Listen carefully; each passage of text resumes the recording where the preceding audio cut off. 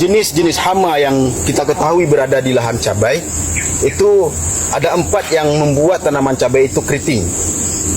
Di antaranya ada thrips, tungau, aphids, dan kutu kebul.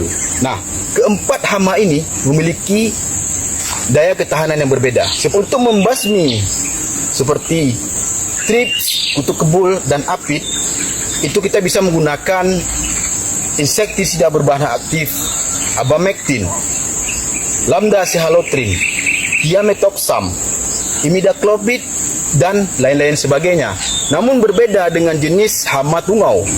Tungau akan lebih efektif kita basmi dengan menggunakan insektisida jenis akarisida.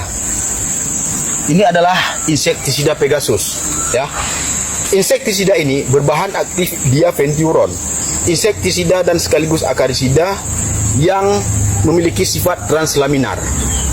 Sifat translaminar pada insektisida Pegasus ini akan lebih cepat bereaksi ketika terkena sinar matahari, dan ini akan sangat ampuh kita aplikasikan di pagi hari.